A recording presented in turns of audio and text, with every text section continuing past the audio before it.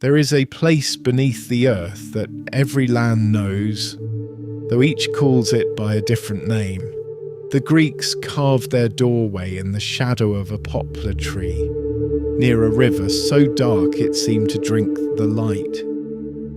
The Slavs found theirs beneath the roots of a great oak in a forest that never quite stopped whispering. Tonight we visit both, and we will find that all roads in the end run to the same quiet dark.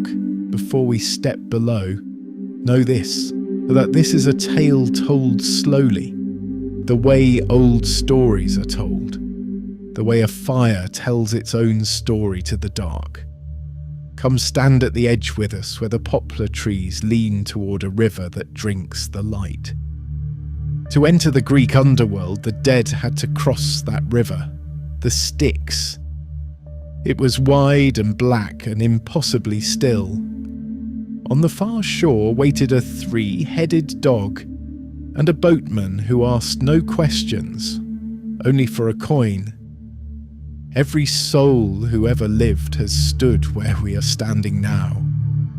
There was a gate, too, at the edge of a field of asphodel, and a great hall of columns, where the god of this country received his guests. But the underworld was not simply a place of punishment. That is a thing we often forget. It was a country, with fields and rivers and a palace and quiet. Most souls did not burn there, they simply rested. They walked in grey meadows, remembering the sunlight and the faces they had loved. It was called by the poets the House of Hades. And Hades did not sit on a throne of fire as we might imagine. He sat, patient as stone, in a hall of his own quiet. He had chosen the dark, and so he ruled it gently, with order and with silence, letting the dead be at peace. There is a story of a singer who came down into that place carrying nothing but a song. Orpheus, they called him. The most gifted voice the mortal world had ever heard. And he came not for treasure nor for glory, but because the one he loved had gone ahead of him into the dark, and he would not let her go. He passed the boatman, he passed the three-headed dog, and the power of his song was such that even the stones of that place leaned to listen. The grey shades turned their faces toward him. Even Hades, who was not moved by gold or by tears, was moved by the song. And so a bargain was struck, the only bargain of its kind ever made in that place. She might return with him if he did not look back at her until they had both reached the sunlight. One condition, one rule. And all the long way up through the dark, through every step of that impossible climb, he kept his eyes fixed on the light ahead and did not turn. If you are finding comfort in these old tales, a gentle tap of the subscribe button lets you find the next one easily.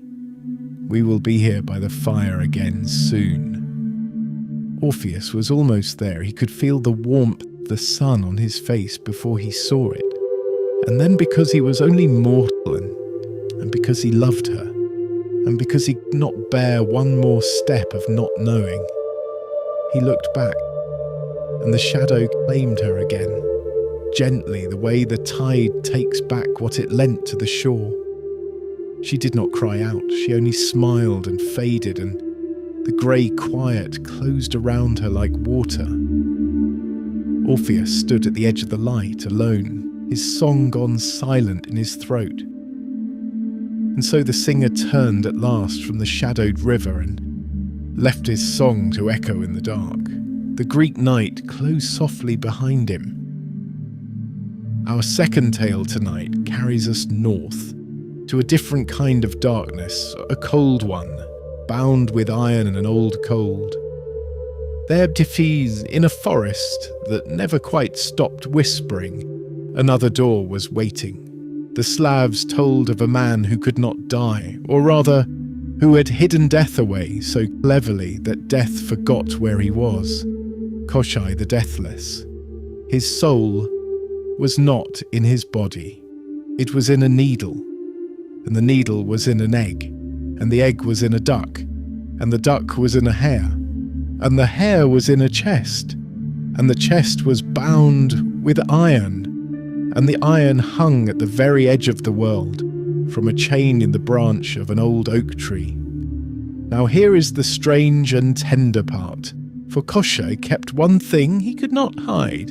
He loved, and love, in all its forms, has a way of finding the place where death is hidden.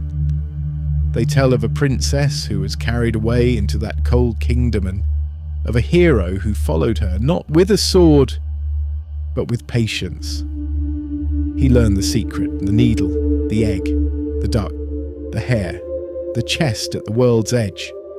And by finding the place where Koschei had hidden his death, the hero found the place where the cold lord was, at last, vulnerable. The needle was drawn, the soul was broken, and the deathless one, who had hidden death so well, could not hide from it when it finally came. And so the cold, iron-kept night of Koschei the Deathless, a darkness guarded not by rivers but by riddles, settled at last into the earth, and the forest went back to whispering. 2 nights, then. 2 names for the same quiet. The Greeks built their doorway beside a river, the Slavs beneath a tree. But beneath it all, under the rivers, under the roots, it is one earth, and one dark, and one peace that waits for every soul alike. Let that thought carry you down, now as gently as a leaf on still water. Rest well. We will meet again by the fire.